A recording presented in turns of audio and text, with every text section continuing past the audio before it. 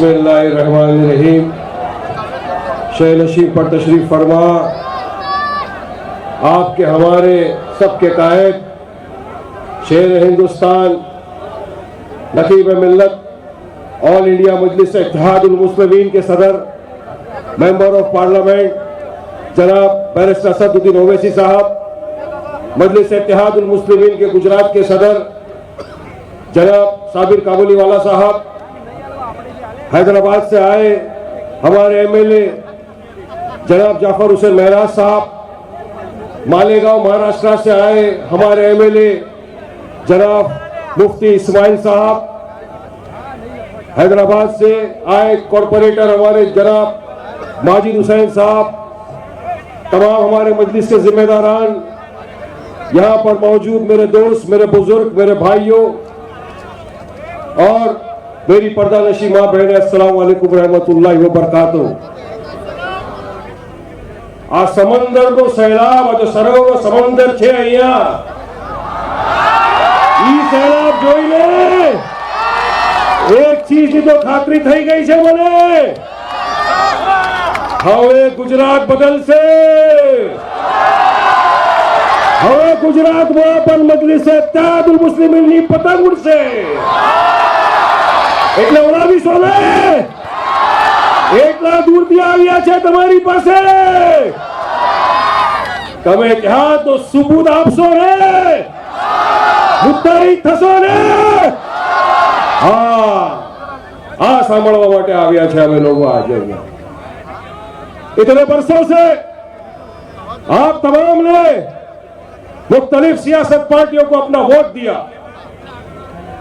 आपने कांग्रेस को अपने वोट से नवाजा, तो कभी आपने उसको वोट दिया कि जो आज जाके पप्पू की गोद में बैठ गया, क्योंकि आपके पास कोई विकल्प नहीं था, कोई ऑप्शन नहीं था किसको वोट देते। लेकिन एक 1.5 साल पहले जब कॉरपोरेशन का चुनाव आया, मजलिस इत्तेहादुल मुस्लिमीन पहली मर्तबा आपके सामने आई। कॉरपोरेशन का चुनाव था, हमारे पास बॉडी भी नहीं थी, यहाँ पर असदुद्दीन साहब ने कहा कि जाइए, वहां पर आए हम, साबिर काबुलीवाला साहब को प्रेसिडेंट बनाया। गुजरात में कम वक्त था, मुख्तलिफ जगहों पर चुनाव लड़े, मेहनत की, आपने हमको अल्हम्दुलिल्लाह अपनी दुआओं से नवाजा और मजलिस इत्तेहादुल मुस्लिमीन की आज 25 कॉर्पोरेटर गुजरात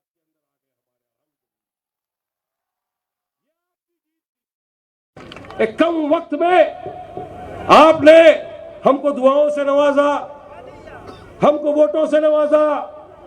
बैरिस्टर असदुद्दीन ओवैसी साहब की बात पर लब्बैक किया, उनकी ताकत को मजबूत किया और आज अल्हम्दुलिल्लाह गुजरात में मजलिस इत्तेहादुल मुस्लिमीन आई। अब बहुत जल्दी विधानसभा के चुनाव आने वाले हैं, इंशाअल्लाह हमको यकीन है कि इस मर्तबा भी आप अपने कायद बैरिस्टर असदुद्दीन ओवैसी साहब का साथ देंगे और मजलिस के उम्मीदवारों को पूरी गुजरात से जिता के लाएंगे इंशाअल्लाह। जिताएंगे ना, क्योंकि आज आप सब जानते हैं देश के हालात क्या है। आज एक तरीके से मुसलमानों के खिलाफ एक जंग तो नहीं, मतलब एक नफरत फैलाई जा रही है पूरे देश में, पैटर्न के जरिए चला आ रहा है। आप तमाम ने देखा, हिजाब से शुरू हो गया, हलाल मीट पे आ गए, लाउड स्पीकर पे आ गई बात, उसके बाद आपने देखा जहांगीरपुरी में क्या हुआ, शाहीन बाग में क्या हुआ, और अब आप देख रहे हो ज्ञानवापी मस्जिद पे क्या हो रहा है। मगर सारे के सारे जो सेक्युलर पार्टियां जिनको हम इतने सालों से इक्तदार में बिठाते आ रहे हैं, ये सब के सब खामोश रहे। कोई मसले पे, कोई मुद्दे पे किसी की मुंह नहीं खुला, किसी का जुबान नहीं खुला, सबने अपने मुंह में दही जमा कर बैठ गए, क्योंकि हमारे मसले थे। अगर कोई बोला तो कोई और नहीं, आपका हमारा कायद बैरिस्टर असदुद्दीन ओवैसी बोलना पूरी जगह। चाहे हिजाब का मसला हो, चाहे हलाल मीट का मसला हो, चाहे हमारी मस्जिदों का मसला हो, अगर वाकई में आपकी हमारी कोई लड़ाई लड़ता है हर शोबे में, तो आपका हमारा कायद बैरिस्टर असदुद्दीन ओवैसी है। तो क्या हमारा आपका फर्ज नहीं बनता कि हम भी हमारे कायद का साथ दे, हम उनका, मजबूत करें जमात को। जमात का मजबूत होना, मजलिस इत्तेहादुल मुस्लिमीन का मजबूत होना, आपका हमारा मजबूत होना है। इतने बरसों से हमको सिर्फ इस्तेमाल किया गया वोट के लिए। अभी मुफ्ती कासिम साहब समझा रहे थे आपके सामने कि किस तरह से आज भी यहां का मुसलमान पिछड़ा हुआ वर्ग है। कमिटियों की रिपोर्ट है जो दिखाता है कि मुसलमान सोशली, इकोनॉमिकली, एजुकेशन में बैकवर्ड है। क्यों है फिर ये? आज हम हमारे दलित भाइयों से भी पीछे चले गए हैं, वो हमसे आगे चले गए, क्योंकि हमको कभी इन लोगों ने पॉलिटिकल एम्पावरमेंट भी नहीं किया। 1986 के बाद से अब तक आप बताइए मुझे कौन बना मेंबर ऑफ पार्लियामेंट? कोई नहीं। क्योंकि ये चाहते नहीं कि आपका हमारा भला हो, आपके हमारे बच्चे भी अच्छा पढ़ लिख कर आगे बढ़े, आपका हमारा भी इकोनॉमिकल पावर बढ़े, ये नहीं चाहते। बस इनको चुनाव का टाइम आना है, आपके पास 90% आपके वोट लेने, इनको इक्तदार की कुर्सी पर बैठ रहे हैं, हमारा सिर्फ इस्तेमाल करना है। लेकिन एक चीज तो बडगाम की आवाम भी जानती है, गुजरात की आवाम भी जानती है कि अगर हम ताकत रखते हैं तुमको इक्तदार की कुर्सी पे बिठाने का, तो हम ताकत रखते हैं तुमको वहां से लात मार के फेंकने की भी ताकत रखते हैं। नारे तकबीर! ये ताकत है, ई ताकत છે ગુજરાતના મુસલમાનોમાં। કારણ કે આપણી પાસે તો બણિયાનું દિમાગ છે અને મિયાભાઈની કેરિંગ છે। એટલે હું કહું છું, અત્યારે વખત આવી ગયેલો છે મારા ભાઈઓ બુઝુર્ગો, એક પ્લેટફોર્મ પર આવી જાઓ, ઇતિહાસ पैदा કરી નાખો, મુત્તહિદ થઈ જાઓ। गुजरात થી એક पैगाम भेजो सारा देश में कि જ્યારે मुसलमानों एक प्लेटफॉर्म पर આવી ગયા ત્યારે એને કોઈ હરાવી नहीं सकतो पूरे हिंदुस्तान में। ये पैगाम जावू જોઈએ पूरा देश में अपनी ત્યાંથી। હું પણ ગુજરાતનો છું એટલે મારા પાસ પણ છે બનિયાનું દિમાગ અને મિયાભાઈની કેરિંગ છે આપણી પાસે। આપણી કાયદ આપણને મજબૂત કરવું જોઈએ, નહીં તો આપણી વાત કઈ નહીં જશે। યાદ રાખજો, આપણી પાસે એટલા એમએલએ હોવા જોઈએ જે જાય એસેમ્બલીમાં આપણી આવાજ બને ત્યાં, આપણી તરફ से વાત રાખે ત્યાં, આપણે જે મસલા મસાઈલ હોય એને ત્યાં જઈને એ રાખે। કારણ કે અત્યાર સુધી દેશમાં જોયા છે કે જેની પાસે સત્તા હોય, જેની આવાજ હોય એસેમ્બલીમાં કે પાર્લામેન્ટમાં, એની વાત સંભળાય। પણ આપણી પાસે કોણ છે? કોણ રાખશે આપણી વાત ત્યાં જઈને? આજે આટલા માટે આપણી પાસે આવ્યા છે હૈદરાબાદથી।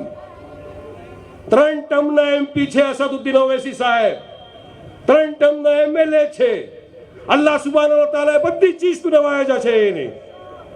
પૈસા છે, નામ છે, ઇજ્જત છે। ઇજ્જત એટલી છે કે આ દેશના પ્રધાનમંત્રી નરેન્દ્ર મોદી પણ નથી એટલી ઇજ્જત છે। એની પણ ફેમિલી છે આપણી જોડી, બચ્ચાઓ છે, सब चीज છે। તો પણ આપણા પાસે ક્યાં શા માટે આવ્યા? એના દિલમાં એક વાત હતી કે નહીં, મને પણ જાવું જ ગુજરાતની આવામની સામે। એ લોકો પુકારી રહેલા છે, આવો અસદભાઈ અમારી પાસે, અમારી આવાજ બનો, અમારી તાકાત બનો, અમે તમારા સાથ હશો અને અમે પણ અહીંયાથી એમએલએ ને જીતાવીને એસેમ્બલીમાં ભેજશું। અસદભાઈ આ માટે તમારી પાસે આવ્યા છે, તમારા કામ માટે આવ્યા છે। तो आपनो फर्ज बने। देखो, जितना हक वडगाम की इस अवाम का वारिस पठान का, इतना ही हक वारिस पठान का इस अवाम पर भी है। क्योंकि मैं आपका कलमा दुआ गो भाई भी हूं, याद रखना है इस बात। हमको मजलिस इत्तेहादुल मुस्लिमीन को, बैरिस्टर असदुद्दीन ओवैसी की ताकत को बढ़ाना है, ताकि हमारी भी आवाज सुने। हमारे साथ भी इंसाफ करो ना। आज 70-75 साल से आप सत्ता में बैठ गए तो हमारे साथ इंसाफ क्यों नहीं किया? क्यों हम आगे नहीं बढ़े? क्यों हमारा पॉलिटिकल कोई एम्पावरमेंट नहीं हुआ? कमी इनमें नहीं, कमी हम में कहीं ना कहीं थी। हम इन पे भरोसा करते आए, हम इनको अपना वोट देते आए, क्योंकि ऑप्शन नहीं था हमारे पास। मगर आज आपके हमारे पास एक ऑप्शन है। ऑप्शन है हमारे पास एक ऐसी पार्टी है जिसका नाम है मजलिस इत्तेहादुल मुस्लिमीन और जिसका सदर का नाम है बैरिस्टर असदुद्दीन ओवैसी साहब। तो आप हम सब मिलकर अपने इत्तेहाद होने का, अपना मुत्तहिद होने का एक सबूत पेश करें कि असद साहब हम आपके साथ हैं असद साहब। और किस तरह से पेश करेंगे मेरे भाइयों, मैं आपके सामने बात रखना चाहता हूं। मैं जानता हूं आप तमाम के पास मोबाइल है, मोबाइल छे बदनानी पास है। काम करो, एक मारो, मोबाइल की टॉर्च लाइट चालू करो, कैमरा वहां पलटा दो, ऐसा लाइट बताओ दिल्ली तक दिखना चाहिए, अहमदाबाद तक जानी चाहिए लाइट। ये देखिए असद साहब, आपकी मोहब्बत में गुजरात की आवाम आ चुकी है, आपका इस्तेकबाल कर रही है। देखो देखो कौन आया, क्या हमारा सदा, देखो देखो कौन आया, देखो देखो कौन आया। जलाओ लाइट, वहां भी जलाओ, पीछे भी जलाओ, लेफ्ट में भी जलाओ मेरे भाइयों बुजुर्गों दोस्तों। सबूत दो अपने इत्तेहाद होने का, मुत्तहिद होने का, बता दो कि असद ओवैसी साहब हम आपके साथ हैं, अब आगे बढ़ो। इंशाअल्लाह पूरे गुजरात में मजलिस इत्तेहादुल मुस्लिम का ऊपर चल लहराएंगे और पतंग को पूरे आसमान में उड़ा के रख देंगे। इत्तेहाद का सबूत दो अपना। बहुत बहुत शुक्रिया आप तमाम का। मैं इस वक्त आपका ज्यादा वक्त नहीं लेते हुए बस एक रिक्वेस्ट करूंगा, दरखास्त करूंगा कि मेरे भाइयों बुजुर्गों दोस्तों, संविधान के दायरे में रहकर अपनी हक की लड़ाई लड़ते रहो। और मैं जानता हूं आप हम यहाँ सब जिसको सुनने के लिए आए हैं बेताब, उसका आपको भी तमाम को इंतजार है। लिहाजा मैं आप तमाम से बस एक रिक्वेस्ट करता हूं, आप तमाम का बहुत बहुत तहे दिल से शुक्रिया अदा करता हूं कि आप सब आए, मेरी बात का मान रखा, असद ओवैसी साहब का सम्मान किया पूरी तरह से गुजरात में। और इंशाअल्लाह मुझे यकीन है कि इसी तरह से आप बैरिस्टर असदुद्दीन ओवैसी का साथ देंगे और मजलिस इत्तेहादुल मुस्लिमीन को पूरे गुजरात में कामयाब करेंगे। शुक्रिया। अस्सलाम वालेकुम व रहमतुल्लाहि व बरकातहू।